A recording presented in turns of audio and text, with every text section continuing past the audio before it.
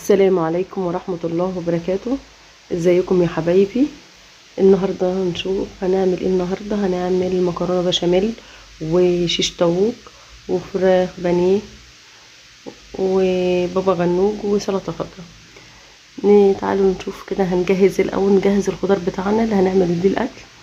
نقشر البصل نجهزه.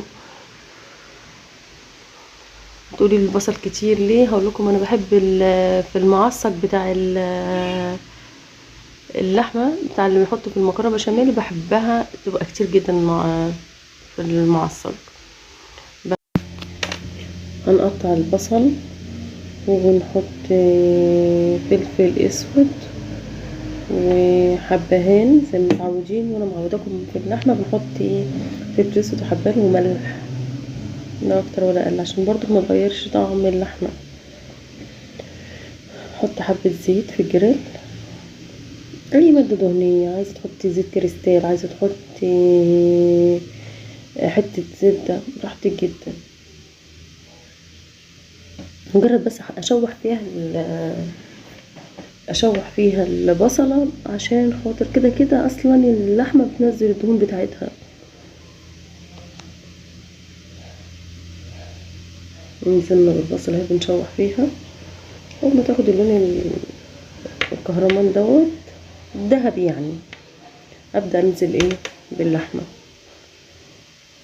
انا عارفه كلكم هتسالوني ان البصله كتيره، بس فعلا بتسكر اللحمه وبتزود منها كمان. عارفين، احط اللحمه بص شويه، اصلا هتلاقوا لون البصل اختفت في اللحمه خالص. جربوها هتعجبكم جدا جدا. انا حاطه على النص كيلو لحمه، حاطه 4 بصلات كبيره.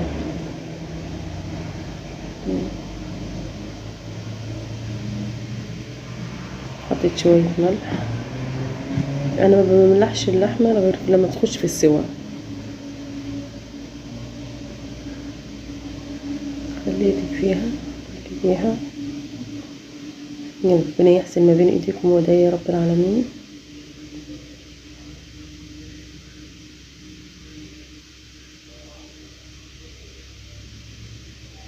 ممكن وانتي بتعملي الحاجه خلي وانتي الحاجه على النار، اعملي حاجه تانية، ما تقعديش على اساس ان تنجزي في الوقت.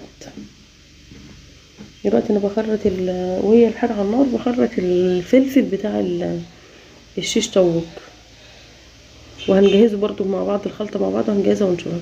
المهم نعمل اي حاجه على اساس ان الوقت ما يروحش مننا. انتوا عارفين ان وقت الظهر بتاع الصبح بتاع الشتاء قصير، النهار بتاع الشتاء قصير.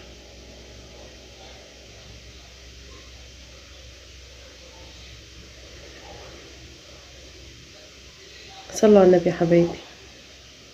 بصوا اختفت خالص البصله في اللحمه، وهتشوفوها اكتر كمان لما تخش في السوا خالص.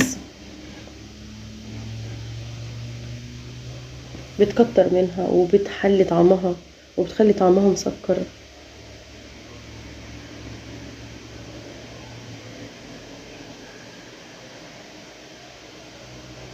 وبرضو اللي بياكل ما بيحسش بطعم البصل فيها كتير يعني، لا يعني ده تسكيرة، بس برضو ما تحسش ان البصل كتير ولا حاجة.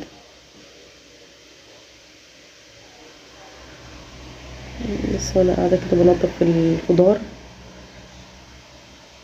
وايدي برضو على اللحمة وهي على النار. تعالوا بقى نعمل البشاميل بتاع المكرونة بشاميل. وهنا في الحلة التانية هسلق المكرونة. انا عارفة ان انا الفيديو ملخبطه شويه، بس ده انا معلش، انا كنت بعمل كذا صنف، فده اللي خلاني ما عرفتش ارص الحاجه بالظبط. يعني الحاجه اللي بتخلص مني بركنها على الرخامه وابدا اعمل حاجه تاني. دلوقتي نزلت ب5 معالق دقيق عشان هعمل 2 كيلو لبن. فالخمس معالق دي حلوين يعني على 2 كيلو لبن. بص بعمل ايه بقى. جبت بانيه ماشي، وفاكرين الخلطه دي بتاعت البصله اللي هي المرتة، انا قلت لكم المره اللي فاتت انا شلتها من في الفريزر اهو، طلعتها عشان اعمل بيها البانيه التاني.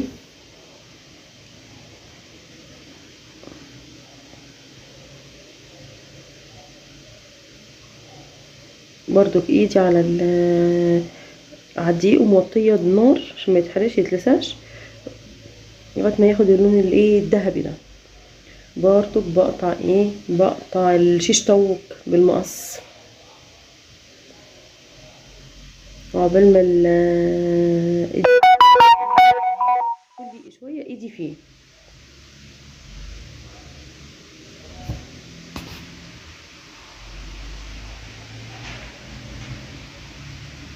هو عشان الموضوع ان هو كذا صنف فمعلش الدنيا مختلفه شويه معانا، بس يا رب تستفادوا من الحاجات اللي انا بعملها. هنقعد نقطع في الشيش لغايه ما البشاميل، الدقيق بتاع البشاميل يستوي. بص على النار هاديه خالص، احنا مش مستعجلين ولا حاجه، على النار هاديه خالص. هنسوي الدقيق. معلش لو مطوله في الفيديو شويه.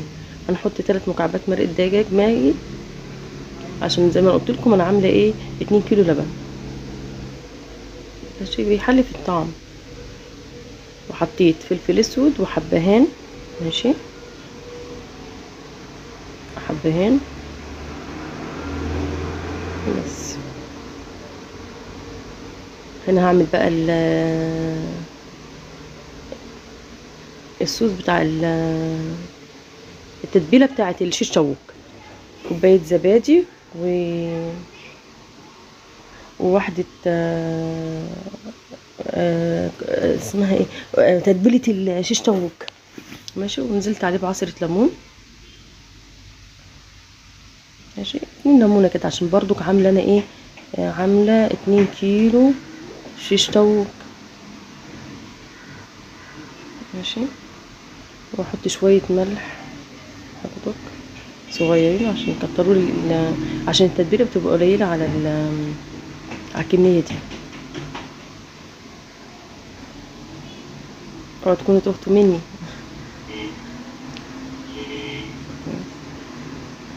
بص انا عايزه اقول لكم على حاجه، انا عايزه اقول لكم انا دلوقتي بقى احط حطيت 2 كيس مكرونه 400 جرام، وكان عندي نص كيس حطيته.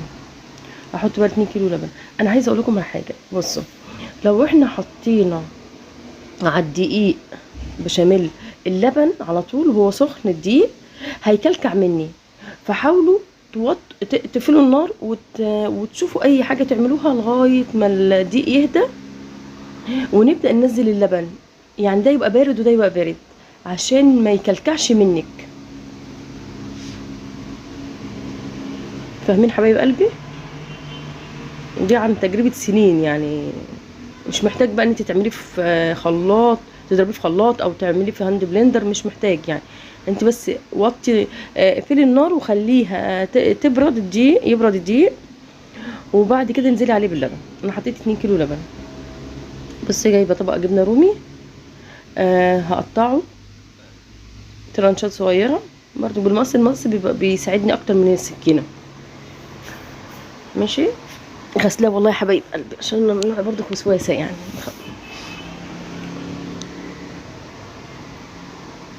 ماشي. هنا بقلب في المكرونه، ايدي في المكرونه وايدي في البشاميل، وبرضو بقطع هنا بحط 4 كبشات ولا 5 من ميه المكرونه،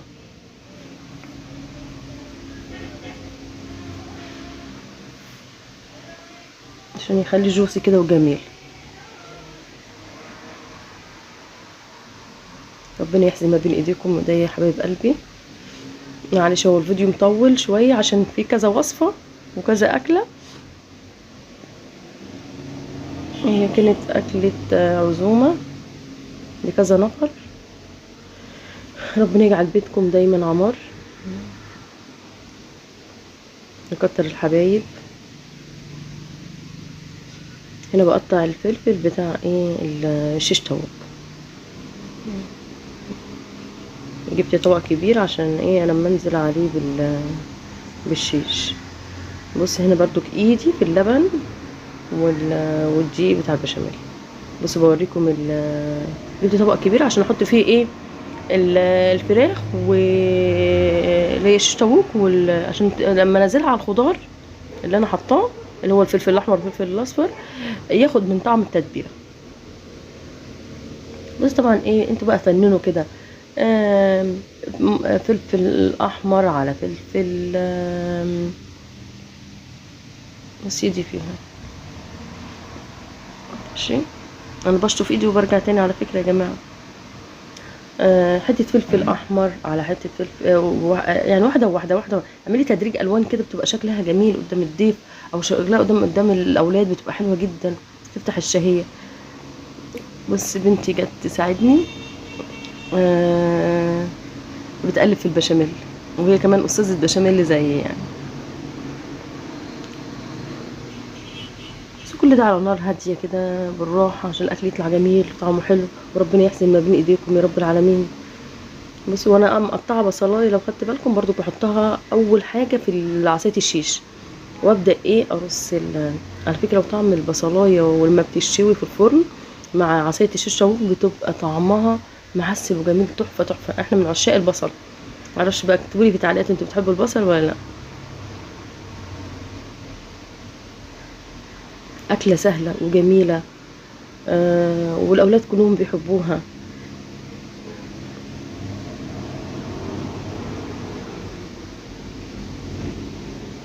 انا معظم اكلي بيبقى فراخ عشان الاولاد عندي قليل جدا اللي بيحب الميه السمك.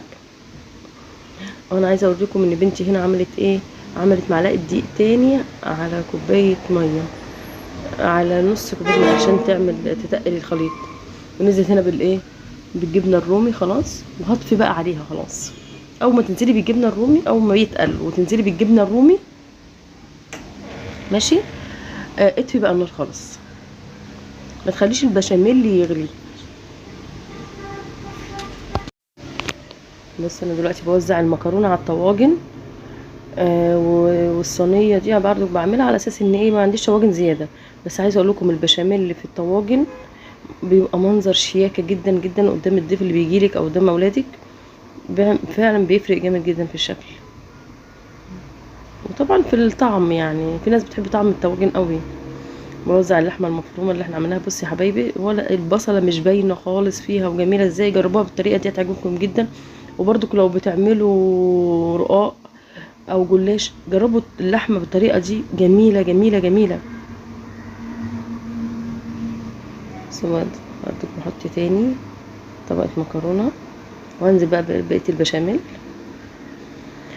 عندك جبنه رومي حطي، عندك جبنه موزاريلا اللي انتي. انا بحب طعم الجبنه الرومي في البشاميل اكتر. برضو الجبنه الموزاريلا حلوه. كتري بقى ما تستخسريش في البشاميل اللي من فوق عشان يبقى جوسي كده وجميل. الف هنا. بص بص بص بص شكله شكل جميل ازاي. بص بقى اعمل ايه ازوق كده من فوق كده بحبه فلفل احمر واصفر واخضر. بصي الشكل كده بيبقى شكله جميل ازاي. يلا بقى معلش هنقلب بقى البانيه. معلش لو بسرع. انا هنا برضو بعمل ايه زي ما انتم معودتكم. بص بوريكم الحاجه في الفرن عامله تشكشك ازاي وجميله ازاي. بص جمالها ازاي. خلاص انا هنا بقلي البانيه ماشي.